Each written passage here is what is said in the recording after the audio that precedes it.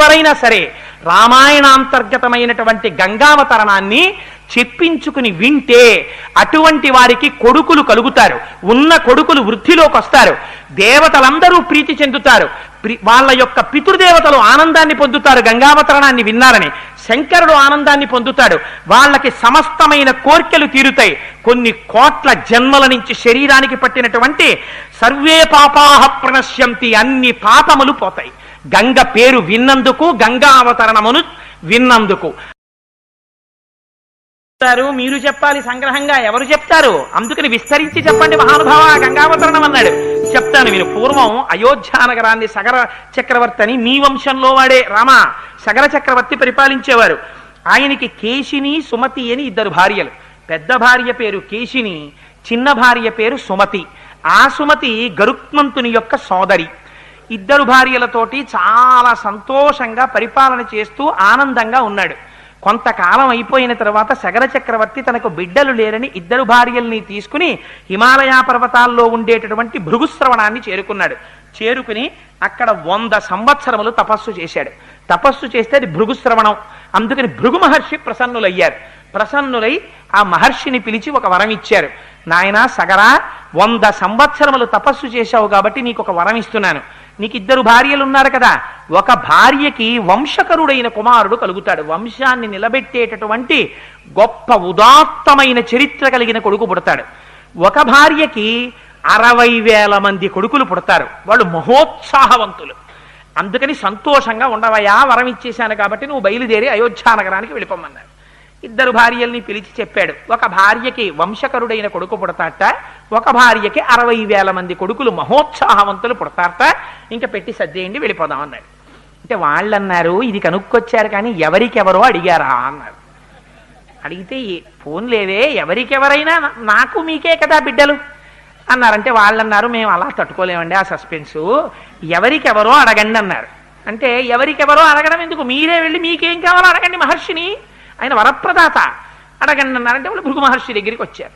భృగు మహర్షి అన్నారు నవ్వి, పోనీ మీరే అడగండమ్మా, మీలో ఎవరికి వంశకరుడైన కొడుకు కావాలి, ఎవరికి పరమోత్సాహవంతులైన 60,000 మంది బిడ్డలు కావాలి అడగండి అన్నారు. మునేస్తు వచనం శ్రుత్వా కేశిని రఘునందన పుత్రం వంశకరం రామ జగ్రాహం నృపసన్నిధౌ.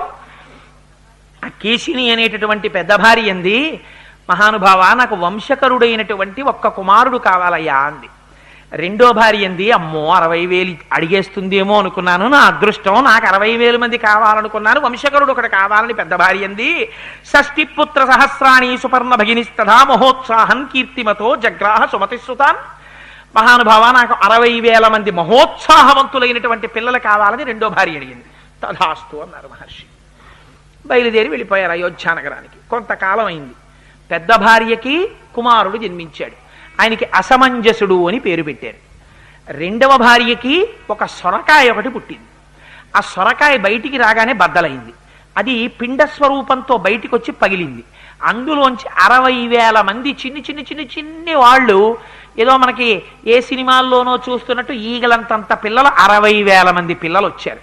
అయ్యయ్యో వీళ్ళేమిటి మరి ఇంత చిన్న వాళ్ళగా ఉన్నారని చెప్పి ఎవడు కాలేసి తొక్కేస్తాడో, మన పిల్లల్ని మనమే చూసుకోం, ఇదెక్కడ కూడా వచ్చి పడిందిరా అని చెప్పి 60,000 మంది పిల్లల్ని కూడా దాదులకు ఇచ్చారు. వాళ్ళు ఏం చేశారంటే నీతి కుండల్లో పెట్టారు. ఈ పిల్లల్ని పెట్టి 60,000 మంది పిల్లల్ని నీతి కుండల్లో పెంచారు. పెంచితే వాళ్ళు యవ్వనవంతులయ్యారు. 60,000 మందికి పేర్లు పెట్టడం ఎందుకు వచ్చిన గొడవ, రేపు రామాయణం చెప్పేవాడికి ఇదే సరిపోతుంది. 42 రోజులు అనుకున్నారో ఏమిటో పాపం మహర్షి.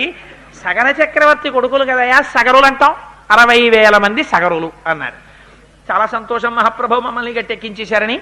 60,000 మంది సగరులు సుమతి బిడ్డలు, కేశిని బిడ్డడు అసమంజసుడు. పెద్ద భార్య పెద్ద కొడుకు కాబట్టి సంతోషంగా ఉన్నాడు సగర చక్రవర్తి. కానీ ఆ అసమంజసుడుకు అలవాటు ఉండేది. ఆయన ఏం చేసేవాడు, సాయంకాలం అయ్యేటప్పటికి ఊళ్ళో ఉన్న పిల్లలందరినీ పిలిచి ఒరే రండిరా ఆడుకుందాం సరయూ నది ఒడ్డుకి వెళ్ళేవాడు. రాజుగారి కొడుకు పిలిస్తే ఎవరు రారు, యువరాజుగారితో సరదాగా ఆడుకోవడం అంటే సరదాయే కదా, హోంవర్క్ వచ్చి చేసుకుందు కానీ నాన్న వెళ్ళి ఆడుకోని తల్లులు పంపించేసేవారు. వాడి పిల్లలందరినీ తీసుకెళ్లి సరయూ నది ఒడ్డుకి వెళ్ళి ఈ పిల్లలందరినీ ఎత్తి ఈదుకుంటూ బయటికి రావడానికి వీలు లేనంత లోతైన చోటికి సరయూ నదిలోకి బిడ్డల్ని రోజు 2-3 విసిరేసేవాడు. ఆ బిడ్డలు అరిచి కేకలు పెట్టి ఆ నదిలో మునిగి మరణించేవారు. రాజుగారికి తెలిస్తే బాధపడతారని చాలా కాలం ఓర్పు పట్టారు ప్రజలు. వీడు రోజు ఆటలని పిల్లల్ని తీసుకెళ్ళడం, ఆ పిల్లల్ని నదిలోకి విసిరేస్తుండడం, తర్వాత గొప్ప యోగి అయ్యడంతో. అయితే ఇది తెలిసిపోయింది సగర చక్రవర్తికి. ఏవం పాప సమాచార సజ్జన ప్రతిపాదక పౌరాణామహితోయుక్తో పుత్రో నిర్వాసిత పురాత్ అన్నారు వాల్మీకి మహర్షి. వాడు కొడుకే కావచ్చు, పెద్ద కొడుకే కావచ్చు, పెద్ద భార్య పెద్ద కొడుకే కావచ్చు, అయినా వాడు పాపముతో కూడినటువంటి ప్రవర్తనతో ఉన్నాడు. నేను పరిపాలిస్తున్నటువంటి ప్రజలకి ఇబ్బంది కల్పించాడు, అందుకని వాడి ఈ రాజ్యంలో ఉండడానికి వీల్లేదు, వాడిని రాజ్య బహిష్కారం విధిస్తున్నాను, పొమ్మన్నారు. ఇది అయోధ్యని పరిపాలించినటువంటి ధర్మాత్ములైన ప్రభువులంటే. పంపించేస్తే ఆ అసమంజసుడికో కొడుకున్నాడు, వాడి పేరు అంశుమంతుడు. ఆ అంశుమంతుణ్ణి మనవడిని తెచ్చి సగర చక్రవర్తి దగ్గర పెట్టుకున్నారు. 60,000 మంది రెండో భార్య కొడుకులు ఉన్నారు, సంతోషంగా కాలం గడుస్తోంది. ఇంతమంది ఉన్నారు కదా, అశ్వమేధయాగం చేద్దామని మహానుభావుడు సగర చక్రవర్తి అశ్వమేధయాగం మొదలుపెట్టారు. అశ్వమేధయాగం మొదలుపెట్టి గుర్రాన్ని విడిచిపెట్టారు. విడిచిపెడితే ఆ అశ్వమేధయాగంలో విడిచిపెట్టబడినటువంటి గుర్రం పెడుతోంది. పెడుతుంటే ఇంద్రుడు చూశాడు. చూసి ఈ గుర్రాన్ని అపహరించాలనుకున్నాడు. అపహరించాలనుకుని రాక్షసీంతనుమాస్తాయా యజ్ఞీయాశ్వం అపాహరత్, రాక్షసుడి యొక్క శరీరాన్ని పొందాడు. ఎందుకని? సగర చక్రవర్తితో మాట అన్నారు, ఇక్కడ ఇంత గొప్ప బ్రాహ్మణులు ఉన్నారు, సుస్వరంగా వేదమంత్రాలు చెప్తున్నారు, అందుకని ఇక్కడికి రాక్షసులు రాలేర్రా అన్నారు. ఇంద్రుడు రాక్షస శరీరాన్ని పొందాడు. పొంది అపహరించాడు యజ్ఞాశ్వాన్ని. అపహరిస్తే పాపం వెనకాతల వెడుతున్నటువంటి వాళ్ళు వెనక్కి వచ్చేశారు. అంశుమంతుడు వెడుతున్నాడు ఆ గుర్రానికి కాపలాగా, అంటే పెద్ద కొడుకు యొక్క కొడుకు మనవడు. వెనక్కి వచ్చి, తాతగారు గుర్రాన్ని ఎత్తుకుపోయారండి ఎవరో అన్నాడు. అంటే ఆయన అన్నాడు, ఆ యజ్ఞం చేయిస్తున్న వాళ్ళు అన్నారు, యజ్ఞాశ్వం కానీ అపహరింపబడితే యజ్ఞంలోంచి ప్రతికూల ఫలితాలు వస్తాయి, దారుణమైన ఫలితాలు వస్తాయి, అందుకని గుర్రం తిరిగి రావాలి, అందుకని నువ్వేం చేస్తావో మాకు తెలియదు, నువ్వు అలా దీక్షలో ఉండి ఆ గుర్రం వెనక్కి వచ్చేటట్టు చూడన్నారు. అంటే ఆయన అన్నాడు, 60,000 మంది కొడుకుల్ని పిలిచాడు. ఒరే మీరు సగరులు ఉన్నారు కదా, యోజనాయామ విస్తారమేకైకో ధరణీతలం బిబిధు పురుష వ్యాఘ్ర వజ్రస్పర్శ సమైర్నఖైహి అన్నాడు. భూమి 60,000 యోజనాలు ఉంది, మీ అందరూ తలకో యోజనం పంచేసుకోండి, పంచేసుకుని గోళ్లతో పెకలించేయండి, గోతులు పెట్టేయండి, ఎక్కడో అక్కడ ఎవడో ఒకడు దాచి ఉంటాడు, భూమి తప్ప ఎక్కడ దాస్తాడు, అందుకని 60,000 యోజనాలు వెతికేయండి, ఎక్కడైనా అడుగున కానీ గోతుల్లో కానీ దాచాడేమో భూమిని తవ్వేయండి అన్నాడు.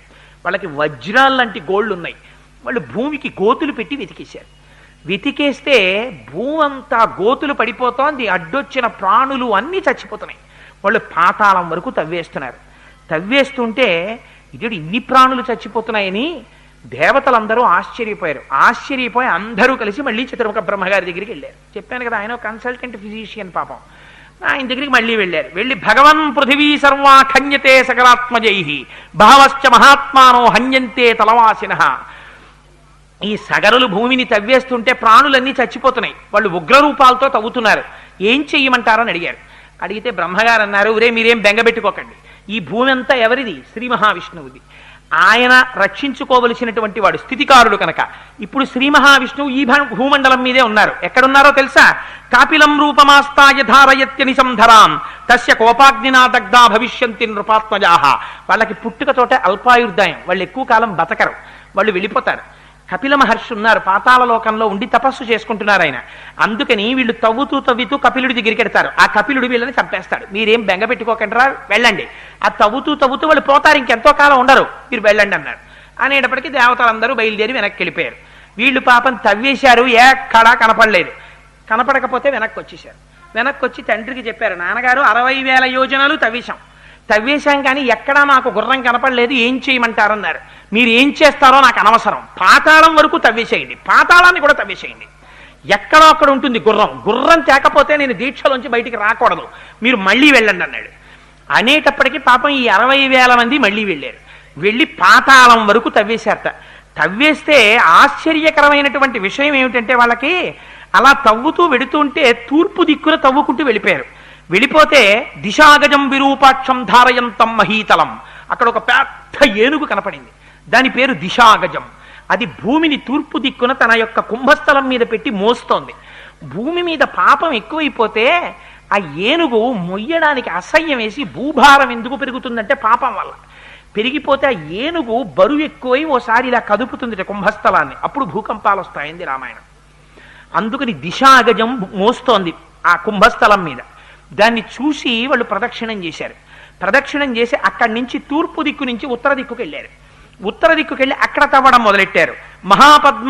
మహాపద్మం మహాత్మానం సుమహత్ పర్వతోపమా.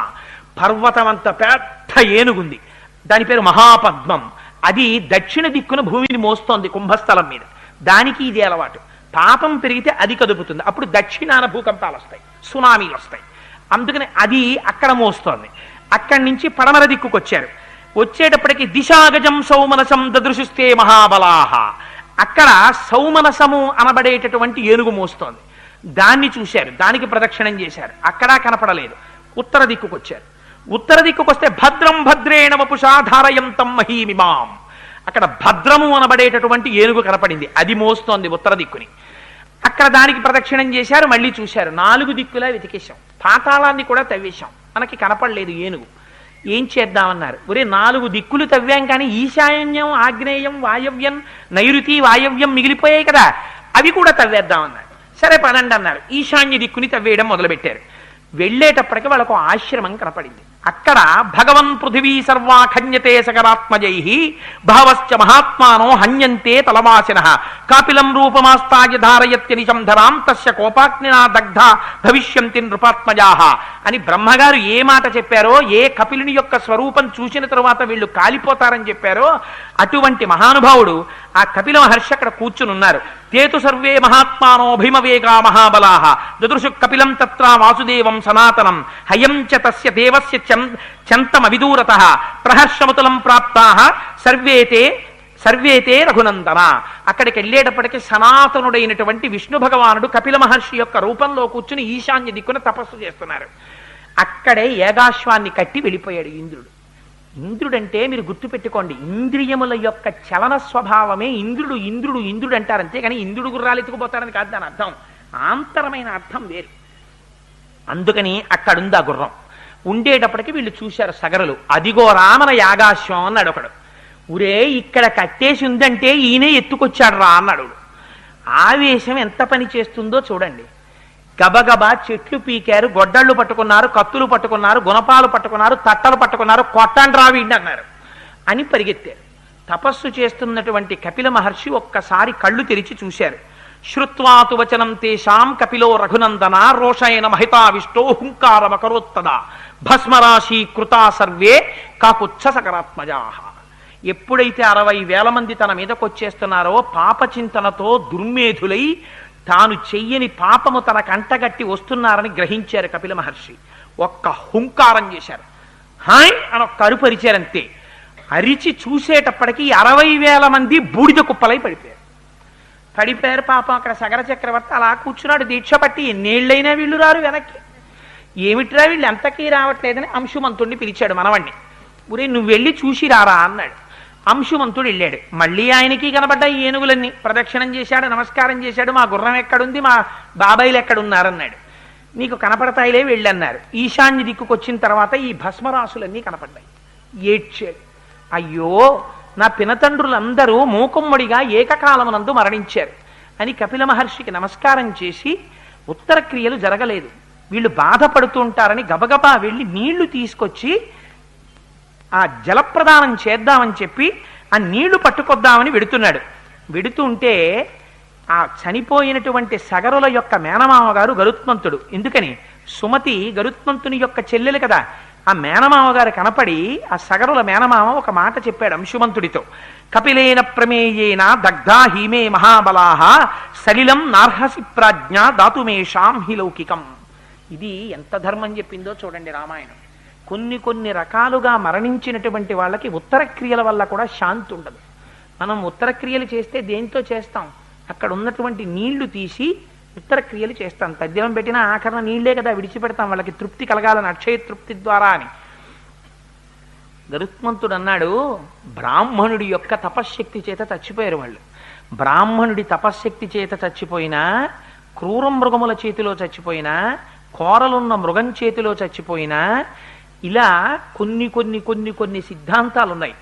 వాటి ప్రకారంగా అలా కానీ చచ్చిపోతే అలా చనిపోయినటువంటి వాళ్ళకి ఇక్కడ దొరికేటటువంటి లౌకికమైన జలాలతో ఉత్తర క్రియలు చేస్తే అవి ఆకాశానికి వెళ్ళకముందే ఆవిరైపోతాయి. వాళ్ళకి దాహం తీరక రౌద్రస్వరూపాలతో తిరుగుతారు, ఊర్ధ్వలోకాలకి వెళ్ళరు. అందుకని లౌకిక జలాలతో తర్పణ చెయ్యడానికి వీల్లేదు. నీ పితృదేవతలు స్వర్గాన్ని పొందాలంటే ఒకే ఒక్క అవకాశం ఉంది. మీ వాళ్ళందరూ స్వర్గానికి వెళ్ళారు ఇప్పటి వరకు, ఈ సగరులే ఇలా పడిపోయారు.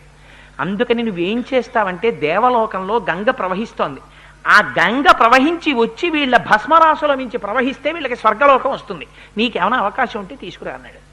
అంటే ముందు గుర్రాన్ని పట్టుకెడదామని కపిల మహర్షికి నమస్కారం చేసి గుర్రం పట్టుకెళ్ళాడు. తాతగారికి చెప్పాడు, తాతగారు నా పినతండ్రులందరూ భస్మరాశులు అయిపోయారండి కపిల మహర్షి తీర్చిలో అని. అంటే ఆయన చాలా దుఃఖించాడు. యాగం పూర్తి చేశాడు. పూర్తి చేసిన తరువాత మహానుభావుడు సగర చక్రవర్తి ఏకంగా ఈ భూమిని అంతటినీ కూడా కొన్ని వేల సంవత్సరములు 30,000 సంవత్సరములు పరిపాలించాడు. కానీ దేవలోకంలో ఉన్న గంగను ఎలా తీసుకురావాలో అర్థం అవ్వలేదు. ఆయన తర్వాత అంశుమంతుడు రాజ్యానికి వచ్చాడు. 32,000 సంవత్సరములు తపస్సు చేశాడు గంగని తేవడానికి. తపస్సు పూర్తవక ముందే శరీరం పడిపోయింది, స్వర్గానికి వెళ్ళిపోయాడు. దిలీపుడు వచ్చాడు, 30,000 సంవత్సరములు రాజ్యం చేశాడు. మంత్రులను అడిగాడు, బ్రాహ్మణులను అడిగాడు ఎలా గంగని తేవడం అని. మార్గం దొరకలేదు, దిలీపుడు వెళ్ళిపోయాడు. దిలీపుడి తర్వాత భగీరథుడు వచ్చాడు. ఆ భగీరథుడు ఎలాగైనా సరే తన తరంలో పడిపోయినటువంటి పితృదేవతలను ఉద్ధరించాలనుకున్నాడు. అనుకుని మంత్రులకి రాజ్యం అప్పచెప్పి గోకర్ణ క్షేత్రానికి వెళ్ళిపోయాడు. వెళ్ళిపోయి అక్కడికి వెళ్ళి మహోగ్రమైనటువంటి తపస్సు మొదలుపెట్టాడు. ఎలాగట, ఊర్ధ్వబాహు పంచతప మాసోహారో జితేంద్రియ అని అక్కడ గొప్ప తపస్సు చేశాడు. తస్య వర్ష సహస్రాణి 1000 సంవత్సరములు తపస్సు చేశాడు పంచాగ్నిహోత్రాల్లో. గ్రీష్మ ఋతువులో చుట్టూ 4 అగ్నిహోత్రాలు పెట్టుకుని పైన సూర్యుడి వంక చూస్తూ తపస్సు చేస్తే పంచాగ్నిహోత్ర తపస్సు అంటారు. నెలకి ఒక్కసారే ఆహారం తీసుకోవడం. అలా 1000 ఏళ్ళు తపస్సు చేశాడు. చేస్తే బ్రహ్మగారు ప్రత్యక్షమయ్యారు. ప్రత్యక్షమై దేవతలందరితో వచ్చారు. వస్తే ఆయన అన్నాడు, దేవదేవే గతే తస్మిన్ సోంగుష్ట, మహానుభావ చతుర్ముఖ బ్రహ్మ నువ్వు వచ్చావు, కానీ మాకు ఒక వరం ఇవ్వాలి. ఇప్పటి వరకు నాకు కుమారులు లేరు, అందుచేత ఇక్ష్వాకు వంశం ఆచంద్రతారార్కం నిలబడాలి. అందుకని ఇక్ష్వాకు వంశం అంతరించిపోకుండా నాకు బిడ్డలు కలిగేటటువంటి అదృష్టాన్ని. 2, మా వంశంలో పుట్టినటువంటి సగరులు 60,000 మంది భస్మరాశులై పడిపోయి ఉన్నారు, వాళ్ళ మించి దేవగంగ ప్రవహించాలి. అందుకని గంగని ఆకాశం మించి కిందకి పాతాళలోకానికి విడిచిపెట్టమన్నారు. అంటే బ్రహ్మగారు అన్నారు, నీ మొదటి వరం నా జ్యూరిస్డిక్షన్లో ఉంది, నేను ఇచ్చేస్తాను. మీ వంశం ఆచంద్రతారార్కం నిలబడుతుంది, నీకు కుమారులు జన్మిస్తారు. కానీ గంగ ఆకాశం మించి కింద కొదలడం అన్నది కుదరదు. ఎందుకో తెలుసా? గంగాయా పతనం రాజన్ పృథివీన సహిష్యతి. అలా ఒకవేళ గంగ కాని పైనుంచి కింద పడిందా దాన్ని ఎవ్వరూ పట్టుకోలేరు. అందుకని దాన్ని పట్టగలిగినటువంటి వాడు ఒక్కడున్నాడు ప్రపంచంలో. ఎవడైనా పట్టగలిగిన వాడు గంగాయా పతనం రాజన్ పృథివీన సహిష్యతి. కేవలం శూలి, త్రిశూలం పట్టుకున్నవాడున్నాడే శంకరుడు, ఆయన ఒక్కడే పట్టగలడు. అందుకని నీకేమైనా ఓపిక ఉంటే మళ్ళీ వెళ్ళి శివుడి గురించి తపస్సు చెయ్యి, ఆయన ఒప్పుకుంటే ఆయన్ని పట్టమని అన్నాడు. అప్పుడు వదులుతా అన్నాడు. అంటే పాపం మళ్ళీ అక్కడి నుంచి బయలుదేరి శంకరుడి గురించి తపస్సు చేయడానికని వెళ్ళి, దేవదేవే గతే తస్మిన్ సోంగుష్టాగ్ని పీడితాం కృత్వాం వసుమతీం రామా సంవత్సరముపాసత. బొటనవేలి చివరి మీద నిలబడి 100 సంవత్సరాల తపస్సు చేశాడు. శంకరుడు ప్రత్యక్షమయ్యాడు. ప్రీతస్త్రేహం నరశ్రేష్ఠ కరిష్యామి తమాప్రియం శిరసాధారయిష్యామి శైలరాజసుతామ్యహం. నీ తపస్సుకి సంతోషించానయ్యా, గంగని పడతాను, ఎక్కడికొచ్చి పట్టుకోమంటావు అన్నాడు. అయ్యా మహానుభావా, నువ్వు పట్టడమే అదృష్టం, నువ్వు వచ్చి నిలబడు, గంగను వదులుతారన్నారు. హిమాలయ పర్వతాల దగ్గరికి వచ్చి అక్కడికొచ్చి 2 చేతులు ఇలా నడుం మీద వేసుకుని 2 కాళ్ళు ఎడంగా చాపి కపర్ది అంటారు, పెద్ద జటాజూటాన్ని విప్పి శంకరుడు నిలబడి ఆకాశం వంక చూస్తున్నాడు. గంగ పడాలి. గంగ అనుకుందిట, ఏమిటో పిచ్చాడు, ఓ జటాజూటం ఒకటి పెట్టుకుని ఓ జింక చర్మం ఒకటి కట్టుకుని 2 కాళ్ళు జాపి ఇలా నించున్నాడు. చెప్తా ఈయన పని. ఇలా వచ్చి నించున్నాడు కదా, ఏం చేస్తాను? అచింతయచ్చ సాదేవి గంగా పరమదుర్ధర విషామ్యహం హి పాతాళం స్రోతసాగహ్య శంకరం. పైనుంచి కింద పడ్డం కాదు ఈయన తల మీద, ఈయన్ని కూడా పాతాళానికి ఈడ్చుకుపోతానంది. అంటే శంకరుడికి తెలియదు, ఆయన త్రినేత్రుడు, ఆయనకి అన్నీ తెలుసు ఎవడు ఏ అహంకారంతో ఉన్నాడో. ఆయన అనుకున్నట్ట, ఓహో గంగా ఎంత అహంకరిస్తున్నావే, చూడు నీ పని చెప్తాననుకున్నాడు. అని పెద్ద జటాజూటాన్ని పెంచాడు. సాకదం జన్మహీం గంతుం న శక్నోద్యస్తమాత్తిత నైవ నిర్గమనం లేభే జటామండల మోహిత. అలా పడుతూనే ఉంది గంగ ఆకాశంలోంచి. సంవత్సరం అయింది, చుక్క కింద పడదు. ఆ జటాజూటంలో తిరుగుతోంది. జటాతవీ గలజ్జల ప్రవాహ పావిత స్థలే గళే వలంబ్యలంబితాం భుజంగతుంగ మాలికాం ఢమడ్ఢమడ్ఢమడ్ఢమద్దనాదమడ్డవర్వయం చకార చండ తాండవం తనోతు న శివ శివం జటాకటాహ సంభ్రమ భ్రమన్ నిలింప నిర్జరీ విలోల వీచి వల్లరి విరాజమాన మూర్ధని ధగద్ధగద్ధగద్ధగజ్వలల్లలాట పట్టపావకే కిశోర చంద్రశేఖరే రతి ప్రతిక్షణం మమ ప్రపుల్ల నీల పంకజ ప్రపంచకాలి మచ్చటా విడంబికంఠ కంధరా రుచి ప్రబద్ధ కంధరా స్మరచ్చిదం పురచ్చిదం భవచ్చిదం మఖచ్చితం గజచ్చిదంతకచ్చితం తవంతకచ్చితం భజే అగర్వ సర్వమంగళా కళాకదంబ మంజరీ రసప్రవాహ మాధురీ విజృంభణా మధువ్రతం స్మరాంతకం పురాంతకం భవాంతకం మఖాంతకం గజాంధకాంతకాంతకం తవంతకాంతకం భజే అని రావణాసురుడు స్తోత్రం చేస్తాడు. ఆయన తాండవం చేస్తుంటే బిందెలో నీళ్లు తిరిగినట్టు తిరుగుతుంటుంది ఆ గంగ. సంవత్సరం పాటు ఉండిపోయింది ఆ జటాజూటంలో. ఉండిపోతే అయ్యా ఆవిడ అహంకారము బాగుంది, మీరు కట్టేయడము బాగుంది, మధ్యలో నేనుండిపోయాను, ఎప్పుడు పడతాయా చుక్కల కిందని అని పాపం మళ్ళీ తపస్సు మొదలెట్టాడు భగీరథుడు. మొదలు పెడితే శంకరుడు కరుణించాడు. ఇంతకాలం అహంకరించింది కదా, అందుకుని కట్టేశాను, బెంగ పెట్టుకోక వదిలేస్తున్నానన్నాడు అని జటాజూటంలోంచి కిందకు వదిలాడు. పరమ పవిత్రమైనటువంటి శంకరుడి యొక్క కపర్ది ఆయన యొక్క శిరస్సుని తగిలి కింద పడింది. అలా పడేటప్పుడు ఆ బిందు సరోవరంలోకి వదిలేశాట. వదిలేస్తే హ్లాదిని పావని నళిని అని 3 పాయల కింద తూర్పుకి వెళ్ళిపోయింది. సుచక్షువు సీత సింధువు అని 3 పాయలు పడమటకి వెళ్ళిపోయాయి. 7వ పాయ భగీరథుడిని అనుసరించి వెళ్ళిపోతోంది. ముందు రథం మీద భగీరథుడు వెళ్ళిపోతున్నాడు, ఆ వెనకాతల గంగ వెళ్ళిపోతోంది. యతో భగీరథో రాజా తతో గంగా యశస్విని జగామ సరితా శ్రేష్ఠ సర్వపాప ప్రణాశిని. అదో ఆశ్చర్యకరమైన ఘట్టం. మీరు ఒకసారి మానసికంగా విజువలైజ్ చేయండి. హిమాలయ పర్వతాల మీద ఇలా శంకరుడు, ఆకాశంలోంచి గంగ, ఇక్కడి నుంచి కింద పడ్డం, 3 పాయలటు 3 పాయలిటు, రథం మీద భగీరథుడు, ఆ వెనకాతల పరిగెడుతూ గంగ. ఆ వెళ్ళిపోవడం కూడా ఎలా వెళ్ళిపోయిందట. గగనాశంకర శిరస్తతో ధరణిమాశ్రిత విసప్పిత జలం తత్ర తీవ్ర శబ్ద పురస్కృతం. ఆకాశం నుంచి శంకరుడి తల మీద పడి అక్కడి నుంచి కింద పడుతుంటే పెద్ద చప్పుట. జలపాతం పడితేనే అంత చప్పుడు వస్తుంది, ఇంకా అంత దేవగంగ పడిపోతుంటే ఎంత చప్పుడు వస్తుంది. బ్రహ్మాండమైన చప్పుడుతో గంగ కింద పడిపోతోందట.